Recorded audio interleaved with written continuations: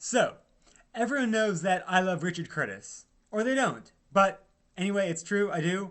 Love Actually holds a particular place in my heart because I was introduced to it uh, during this like awful hospital stay at the end of like one summer break in high school, and repeated viewings of it in that situation really helped to like break uh, up the like monotonous boredom and angst at losing the end of my summer.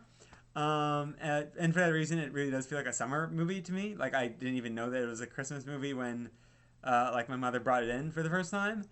I'd heard of it, just anyway. So yeah, love that movie, and that like gave me like a lifelong admiration for Richard Curtis. However, uh, so it's September as I'm recording this, and there is really not much in theaters at the moment that's interesting me. But I love going to the movies. It's like my like weekly appointment. So I was looking for something to see, and I thought I could see Abominable. I actually do want to see that, but it just came out, and I like to try and see things that have been out for a bit already, because they'll go out faster. And also, like, I like having a bit of space in the theater, which means that opening weekend isn't always like the greatest time to see a film. Um, so yeah, I thought, is there anything else I could see? And I thought, Yesterday has been out for months, and I have not had any like urge to see it.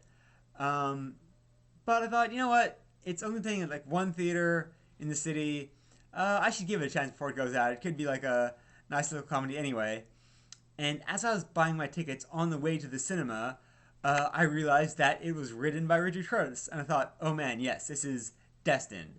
I've got to see this now. Um, and yeah, I mean, it was really good, obviously. It does that thing. I will say this for it. So I like the Beatles, but they're not like some absolute godhead band for me. Like I I think that I'd put them like in the same category of a lot of other bands I like. I listen to a lot of their music. I I love a lot of it, but I'm not like one to really evangelize them in the same way. Like, and honestly, of the like luminaries from that era, uh, they aren't even really my top. Like, I prefer most of the other like big hits from that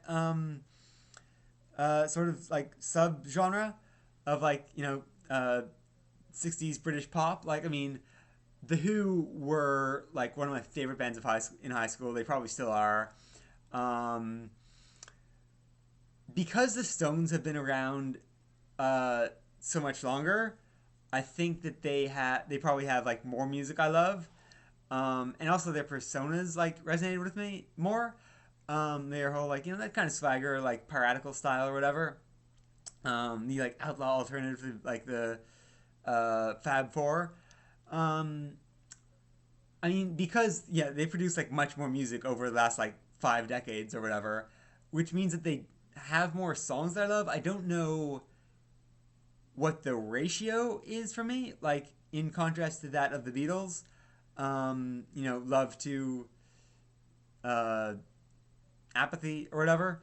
I'm not that good at math, but I'd say that like I can listen to more of their songs with greater fervency than I can with the Beatles, and also like the because they were around, like they weren't just one of the defining bands of the '60s. They also had like a lot to say in the '70s at the very least, and that's when they got into like a lot of the harder rock and roll, which appeals to me more. So yeah, I anyway, Stones, Who, all those guys. Beatles are like around there, but like they're not even at the top of that category for me. So that's to say that I love the Beatles, but I don't have like a special obsession with them in the way that a lot of people do. Um, but the way that like the prestige with which like people view them is like part of the whole like Beatles experience. Like I because there are a lot of people say, oh yeah, the Beatles are overrated and blah blah blah, and like, oh, you think that the Beatles are the best. Well, let me tell you all the reasons why that's crap and blah. And, it's like, dude, whatever. Like, let people like the Beatles, like whatever. I mean, yeah, people get precious about the Beatles, but for me, that's like part of the thing about the Beatles, you know. So like that's like part of the fun of like being around, uh, like Beatles discussion or appreciation. Like part of the like part of the like fun of the Beatles like presence in the world is that like intense level of like zealotry, you know? Uh, and there's this line in the film, like, so yeah, the film does that too. And I might have been like, I don't, I think that the film is improved by like leaning into that. There's this line in the film that really encapsulates that sort of obsession I'm talking about. Uh, the world, I think that was the world, a world without the music of the Beatles is an infinitely worse place. And it's said with a completely straight face. And I love that, because that is how the Beatles uh, impressed themselves upon this world. That is like an indelible aspect of their footprint.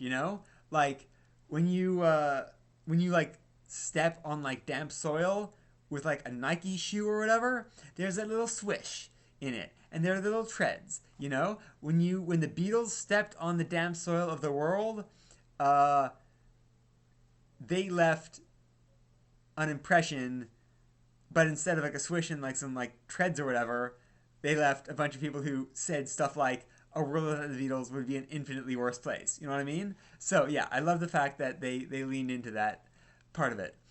I will say this because I'd heard like vague things about the movie, and I wasn't, like as I said, I wasn't planning to see it at any point until like this Thursday.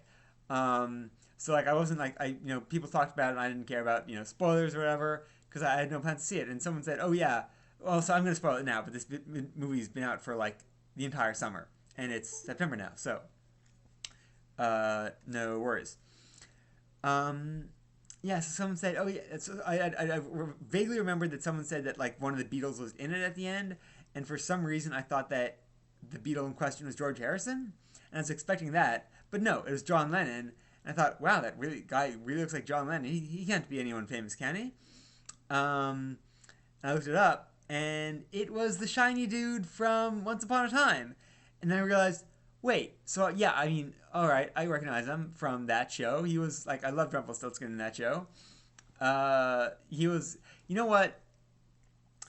I started watching Game of Thrones uh, because I just really enjoyed seeing Peter Dinklage act. And then, I uh, developed fondness for a lot of other characters, and a lot of them died too, but whatever. Peter Dinklage still stuck around, and he was like the fulcrum upon which uh, the rest of the show depended for me. Well, I mean, that's saying too much, but like he was my anchor to the show at the very least. And he was the guy who brought me in the first place. Um, I'd say that I don't remember why I started watching Once Upon a Time, but Robert Carlyle's Rumpelstiltskin was that for me in that show. Uh, although yeah, he was. I'd say so. Anyway, but yeah, then I realized that I'd seen him in a lot of other stuff through the course of my life. Like I didn't know that he was one of the main characters in Train Spotting. I didn't know that he was the bad guy in The World Is Not Enough. So yeah, I've seen him in other stuff, but I just don't remember. He's, despite the fact that like Rumpelstiltskin is like one of his comparatively recent roles in things I've seen, uh, it's the one that sticks with me. Like, I mean, I saw World Is Not Enough when it came out. I was like 9 at the time or something. But yeah, I did not remember. Was there going with that? Oh yeah. So, but anyway, Robert Carlyle, great John Lennon, and yeah, just a great movie. So honestly, the point of this is to thank this like September movie drought for pushing me back into the warm embrace of Richard Curtis. That's something I like.